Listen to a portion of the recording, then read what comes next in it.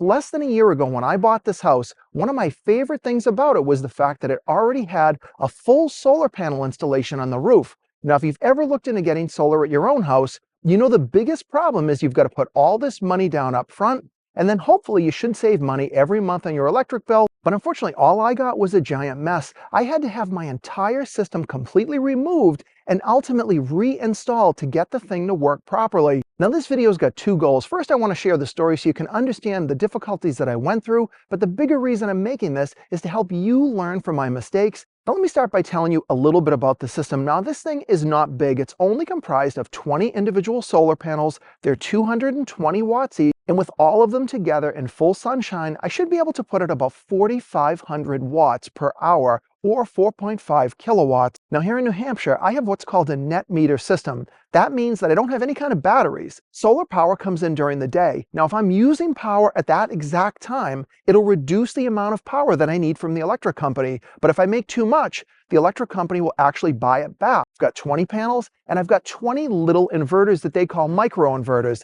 They each make a small amount of power, and that should feed into my electric panel. But my bills were too big, and one thing was clear: the system was not putting out enough power. But this is where everything started to get ugly. I was seeing multiple failures, and it was basically showing that it was not putting out the right amount of power. So through some investigation, I finally discovered the name of the original installer. I sent him an email, and I wasn't really sure if I'd ever hear back. But surprisingly, within about an hour, the guy wrote me back. He knew everything about the system. He even sent me photographs of the original install. Now keep in mind, this was 10 years ago, but when I started to share the errors I was getting in the system, he really didn't want to help me out. He was kind of telling me that the system was probably putting out the right amount of electricity, and maybe all that data stuff wasn't accurate, and I really shouldn't worry about it because he was certain that it was installed correctly. I didn't like that answer at all because the computer was showing me that nothing was working right. So I did something that many of you should do if you're having problems with a local installer. I reached out directly to Enphase, the manufacturer of the control system and these microinverters. Enphase wrote me back. They had gotten in my system. They said they could see all the microinverters that were not working,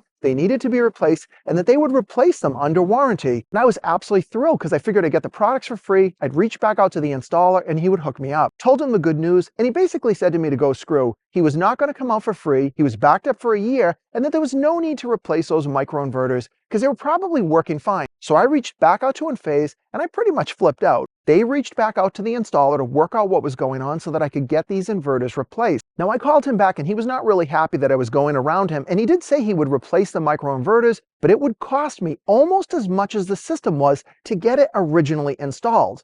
Now that makes no sense. Why would I have to pay as much as the full system price just to get some parts replaced? I reached back out to Enphase and I said, look, this guy is not working out. And they did all the legwork for me. They found another installer in the area, and that guy said he would come out and take a look. And that's where the problems began. As soon as he got to my roof, he noticed one big problem right away, and that was the rail system used to install these solar panels. Now, if you were getting a system on your house, you generally wouldn't think much about it, but you really should, because the rails they choose can cause you huge problems. And in my case, it was a system designed to kind of hide the screw heads and make it so that the panels looked a lot more flush. Now that sounds great, except there was one huge problem. If you ever needed to replace any panel, you essentially had to take off the entire section. That means the job to replace a component that was placed under the solar panel, and in this case my microinverters, would be an enormous task. Now the original installer, of course, knew the type of rail system he chose, and that's exactly why the original installer told me it was going to cost a fortune to replace these panels. Now if you're going to get a solar system installed, generally the installer, of course, is going to supply the rails and they will do the work. But as a consumer, you want to ask them what type of rail system they use, and they service each panel individually. But the rails were just the beginning of my problem, because now we had to move on to the wiring, and when he got off the ladder, he gave me more bad news. He said that all of your panels are completely wired wrong and totally unsafe.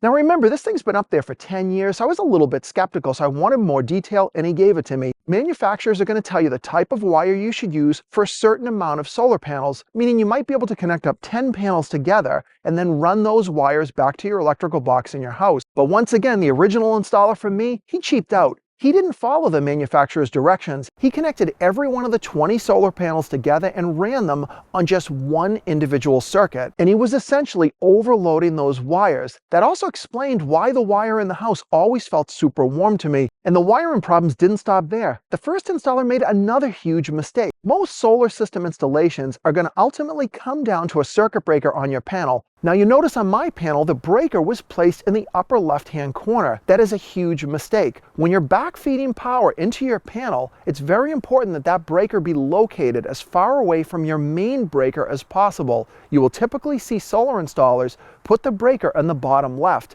They do that so that any heat generated will be dissipated before it reaches up to your main breaker. So the next bad news he gave me was that the thing had to be completely rewired. I needed to have 2 individual circuits. They were going to split it up into 10 panels each onto 2 separate circuit breakers, and he also told me the best design is to feed all of those breakers into a small sub-panel. Now here's where the fix begins and an awful lot of bad news. He told me he could not reuse the original rails. He didn't like them. He also said if I ever needed service again, I would be in the same situation. He recommended replacing those rails completely. Now I didn't care about the rails getting swapped. I did not want to have a ton of new holes in my roof. He also recommended leaving the original studs in the roof. That way you wouldn't have to mess with leaks or kind of patching holes, but that also meant they would stay there underneath the panels and he would have to drill new holes for the new brackets. Now you might be wondering, why didn't I take the opportunity to increase the wattage of them, maybe get bigger panels? And to be honest, I was so worn out at this point by all the problems, I didn't really want to change much else.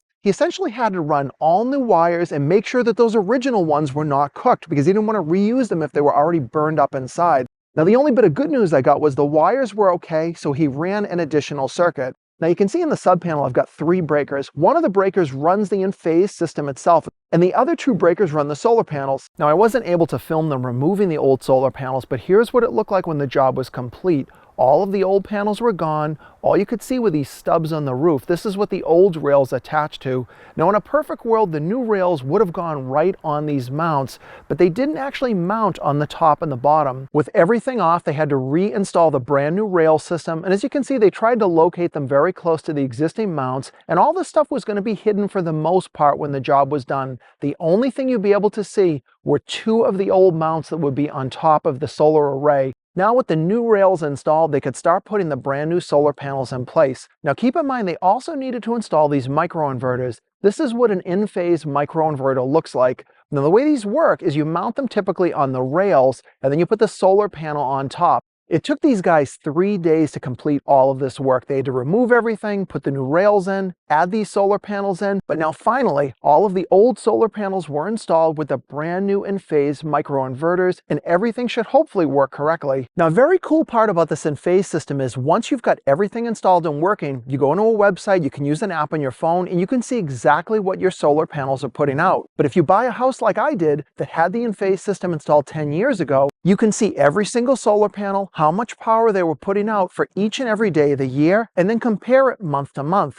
Now, when I looked at the overall chart, this is where I could see the problem developing. Originally, that system worked perfectly for years. It was about 4 years. And then I'm guessing all those overloaded wires burned out a bunch of the microinverters, and that's when things started to fail. If you keep an eye on things, you'll know if something's going wrong, and you can see at any point in time exactly how much power you're making. So now that this array is finally working, I'm actually getting the full 4.5 kilowatts if it's really bright sunshine, and I know what's going on, but I can also see how much power I'm using. So this is really cool. If you've never had a solar installation before, once you get something like this, it's neat to see how much power you're making, saving. Now the biggest question is, did this original installer get away with this? Well, the answer is absolutely not. I did go back to him to argue about what happened, what he did wrong, and for the most part, he wasn't really too interested. I don't know the guy's age, but I think he's close to retirement, and I just don't think he really cared. But fortunately, the surprising company that helped me was In-Phase, and they did have some liability because these original homeowners used a certified licensed installer to do the job, and they were certified through In-Phase.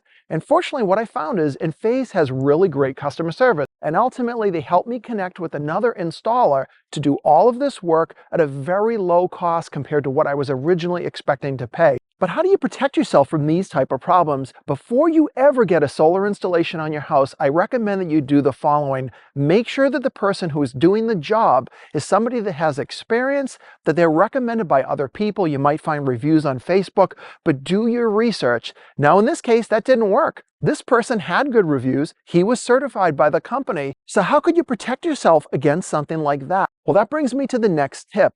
Have them give you a design of the system they're proposing. Even if you don't fully understand it, make them put in writing the rail system they're going to use, the type of solar panels, and the type of electrical system behind those solar panels. Additionally, they should give you information on how they're going to connect it to your existing circuit breaker panel. If they won't give you that information, I wouldn't use them at all, because if they don't have a plan, how can they possibly do the job? Now, once you have it, what do? Well, I'd recommend look at the part numbers, look at the brand names, and go research them online. Even if you just put them in Google, see if there are people complaining about it, problems that you might pick up, and if you have any concerns, call them back up and tell them what you found. If they give you a hard time because they don't want to answer those questions, they're probably not someone that you want to do business with. The other tip is you could possibly hire another solar company or an electrician to review the plans you've got. But an easier way is to go on places like Reddit, Facebook. There are solar forums. You could just share the plans that you've got, take your private information off it, but show them the details of the system and see what those people tell you. They'll have a lot more experience than you, and they might be able to save you some potential pitfalls that you might encounter. Another big one is ask them about servicing the system. Give them scenarios. Ask if you need to get one panel replaced, how involved will that be? Even have them put it in writing. Tell them you're concerned about repairs and servicing in the future.